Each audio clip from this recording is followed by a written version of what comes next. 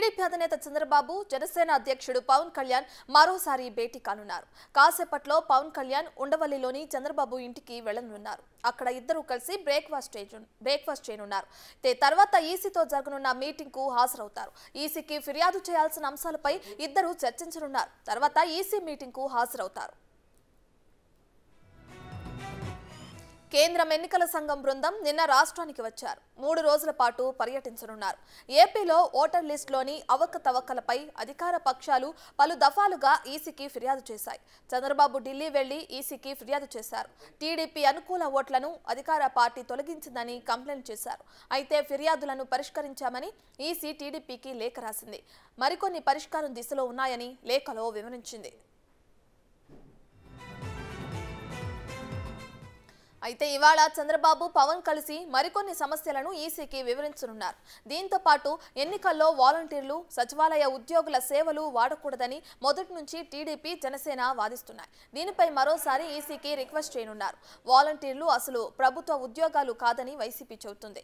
ఇక సచివాలయ ఉద్యోగాలు మాత్రం ప్రభుత్వ ఉద్యోగులేనని అంటుంది. ప్రభుత్వ ఉద్యోగుల సేవలు ఎన్నికల్లో వాడకూడదని ఎలా చెబుతారని అధికార వైసీపీ ప్రశ్నిస్తోంది.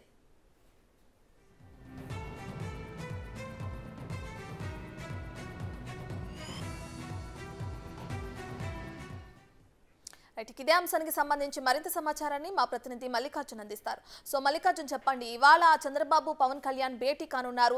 భేటీ తర్వాత బ్రేక్ఫాస్ట్ చేసిన తర్వాత ఈసీకి ఫిర్యాదు చేయాల్సిన అంశాలపై ఇద్దరు చర్చించి ఈసీకి కలవాలి, ఈసీతో మీటింగ్ అనేది ఏర్పాటు అవడం కూడా మనం చూస్తూనే ఉన్నాం. దీనికి సంబంధించిన అప్డేట్స్ ఏంటి మల్లికార్జున్?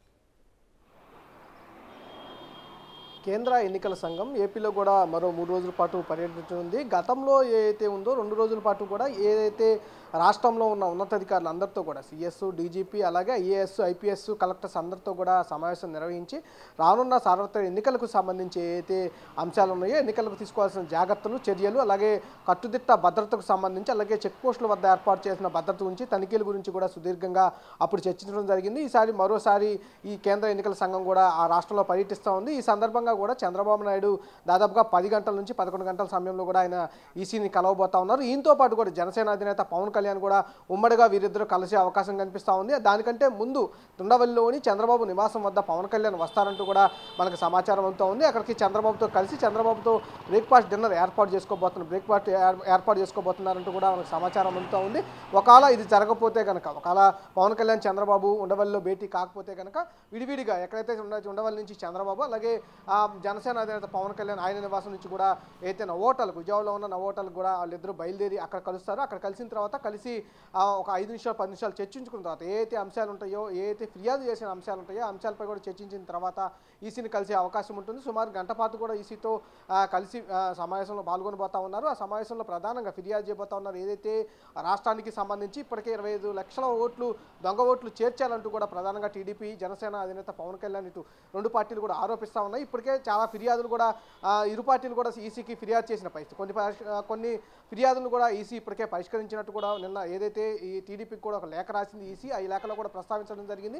మరికొన్ని ఏదైతే ఫిర్యాదులు ఉన్నాయో ఆ ఫిర్యాదులు పరిష్కరించే దశలో ఉన్నాయంటూ కూడా ఈసీ నిన్న పేర్కోవడం జరిగింది. దాని తర్వాత మిగతా ఏదైతే అంశాలు ఉన్నాయో అన్ని కూడా ఫిర్యాదు చేయడానికి ఈరోజు చంద్రబాబు, పవన్ కళ్యాణ్ కలిసి వెళ్ళే అవకాశం అయితే కనిపిస్తూ ఉంది. అంతేకాకుండా రాష్ట్రానికి ఎన్నికలకు సంబంధించి ఏదైతే వాలంటీర్ వ్యవస్థను ఉపయోగించడం కూడా మొదటి నుంచి కూడా జనసేన అధినేత పవన్ కళ్యాణ్, అలాగే టీడీపీ అధినేత చంద్రబాబు కూడా చెబుతున్న పరిస్థితి కనిపిస్తూ ఉంది. వాలంటీర్లు వైసీపీ కార్యకర్తల్లా పనిచేస్తున్నారు, వాళ్ళు గవర్నమెంట్తో సంబంధం లేకుండా పనిచేస్తున్నారంటూ కూడా పదే వాళ్ళు చెప్తున్న పరిస్థితి. ఇది వాలంటీర్లు అసలు వాడొద్దు ఎన్నికల్లో అంటూ కూడా మరోసారి ఫిర్యాదు చేయబోతా ఉన్నారు. అలాగే సచివాలయ ఉద్యోగులకు సంబంధించి, అలాగే వాళ్ళను కూడా ఎన్నికల్లో విధులకు రానివ్వకుండా, హాజరనివ్వకుండా వాళ్ళని నియంత్రించాలి. అలాగే ఎవరైతే టీచర్స్ గతంలో ఎవరైతే పెట్టి ఎన్నికల్లో విధులను హాజరుపరిచి ఎన్నికలను నిర్వహించే వాళ్ళు వాళ్ళనే మరోసారి ఎన్నికల్లో విధుల్లోకి హాజరుపరిచి వాళ్ళతో ఎన్నికలు నిర్వహించాలని చెప్పి కూడా ఫిర్యాదు చేసే అవకాశం అయితే కనిపిస్తూ ఉంది. దానికంటే ముందు ఏదైతే చంద్రబాబు నివాసానికి పవన్ కళ్యాణ్ వస్తాడని చెప్పి కూడా కొంత సమాచారం అయితే అందుతూ ఉంది.